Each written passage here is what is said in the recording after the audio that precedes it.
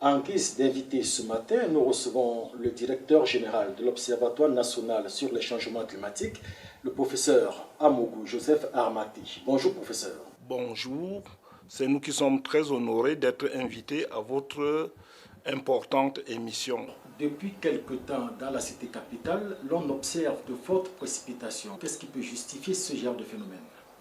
Dans la première semaine du mois de juin, l'Observatoire national sur les changements climatiques a publié un bulletin saisonnier national et qui indiquait les prévisions des précipitations et des températures pour les 3 mois de juin, juillet et août dans les 5 zones agroécologiques de notre pays. Il a été clairement indiqué dans ce document que ces 3 mois qui correspondent à la petite saison sèche, qu'on allait observer sur le territoire national des quantités de précipitations supérieures à la moyenne historique. Le refroidissement du Pacifique, tout comme cette manifestation de déplacement des précipitations dans le temps, explique pourquoi nous avons plus de précipitations à Yaoundé maintenant qu'on aurait dû avoir, parce qu'à Yaoundé aujourd'hui, on est censé avoir la petite saison sèche. Après toutes ces explications, quel impact sur l'environnement et sur la santé humaine? Si on prend par exemple le secteur de l'agriculture, des précipitations très importantes saturent rapidement le sol. Un sol mouillé entraîne par exemple que les tubercules pourrissent, entraîne le manioc, le macabo, les pommes de terre, elles sont déjà assez avancées, les patates douces, qui sont actuellement en période où on devrait les récolter.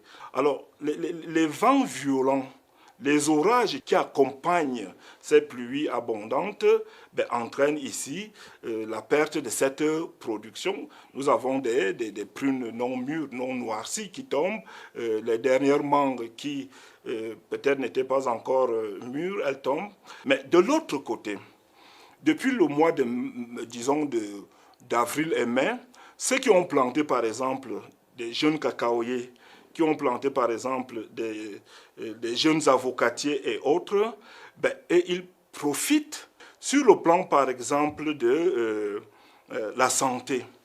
Alors, nous observons actuellement non seulement une augmentation des dites précipitations, mais aussi une baisse des températures minimales, c'est-à-dire les températures qu'on a souvent dans la nuit. Alors, la baisse de ces températures s'accompagne par quoi? La grippe, les infections pulmonaires, ceux qui ont des problèmes d'arthrose. C'est vraiment pas le bon moment pour eux parce que là, on a un peu plus mal aux genoux, aux articulations et autres. Alors, la multiplication ici des flaques d'eau facilite le développement et la survie des moustiques. Après toutes ces explications, quels conseils donnez-vous aux populations?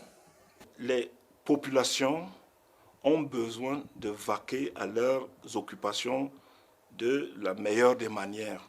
Elles veulent subir moins les conséquences des perturbations climatiques, que ce soit en termes ici de précipitations, que ce soit ici en termes de grande chaleur.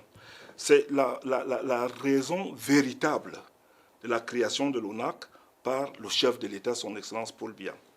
L'ONAC est là pour produire des informations qui permettent aux populations de s'ajuster, de s'adapter, de prendre de bonnes décisions quand l'information est suffisamment précise, quand l'information est suffisamment robuste et quand elle est apportée à temps, que ce soit aux paysans, que ce soit aux médecins qui peuvent faire de la vaccination en amont. Les spécialistes, chacun en ce qui les concerne, prennent des dispositions adéquates pour faire face à ces situations.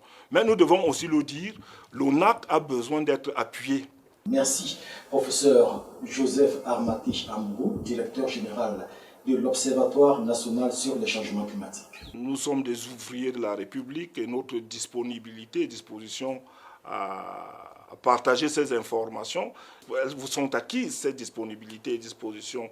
Deuxièmement, une fois de plus, on ne peut ne pas souligner ici tout le rôle positif que joue la CRTV pour la diffusion des informations que nous produisons. Nous disons sincèrement merci au directeur général de la CRTV.